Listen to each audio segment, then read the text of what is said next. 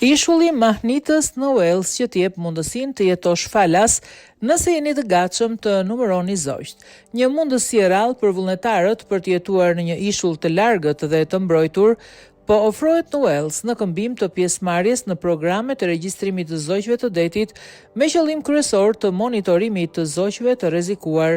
Ishulli Scomer ndodhet rreth 1 milje larg bregdetit të Pembrokeshire në jug-perëndim të Walesit dhe është një rezervë natyrore kombëtare prej 2.92 km². Menaxhohet nga shërbimi jetës e egër për Walesin jugor dhe perëndimor i cili po kërkon vullnetar për të jetuar dhe punuar në ishull për disa muaj në pranverë, verë ose vjesht.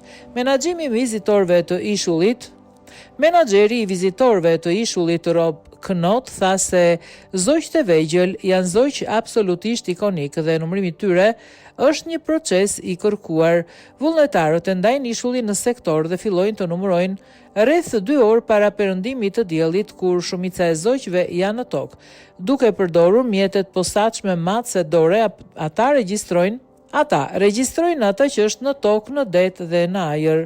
Pozicionet janë të papaguara, por shërbimi i jetës së egër për Walesin jugor dhe perëndimor mbulon plotësisht akomodimin në ishull, shpenzimet e udhëtimit brenda Mbretërisë së Bashkuar dhe një pagesë që varion nga 200 deri në 400 pound. Aktualisht janë shpallur 3 pozicione vullnetare afatgjata dhe një pozicion monitorimi për zogj deti. Speciet e cënueshme. Pufinat janë të listuara si të cënueshme në listën e kuqe të Bashkimit Ndërkombëtar për Ruajtjen e Natyrës. Kjo është e trishtueshme për një numër arsyesh, veçanërisht kur merrni parasysh se popullata dikur lëzonte. Ne po bëjmë gjithçka që mundemi për të përmirësuar këto numra, tha Knott. Çdo vit në Scomer kryet një regjistrim sistematik i zogjve të detit, me qëllim regjistrimin e numrave që kthehen pranverë për t'u shumuar.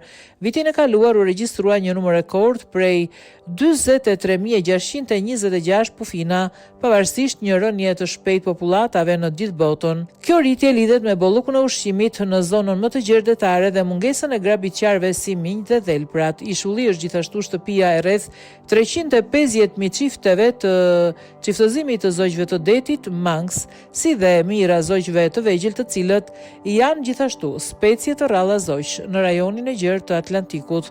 Në pranverë puna e vullnetarëve përqendrohet kryesisht në numërimin e papagajve dhe studime detare nga anijet. Në verë theksi është në monitorimin e zhvillimit të zogjve, ndërsa në vjesht ata përfshin monitorimin e delfinëve gris dhe specieve të tjera si brecit, zvaranikët dhe fluturat e natës.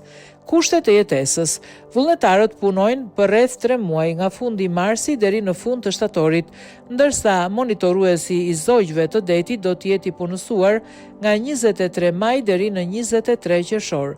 Ata gjithashtu ndihmojnë me operacionet e përditshme të ishullit, i cili mirëpret rreth 25.000 vizitorë në vit.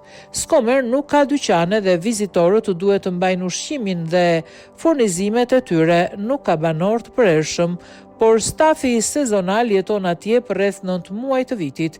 Qasja është vetëm me anije, me shërbime të shpejta nga prilli deri në gusht, me shërbime të reduktuara në shtator, varësisht nga kërkesa.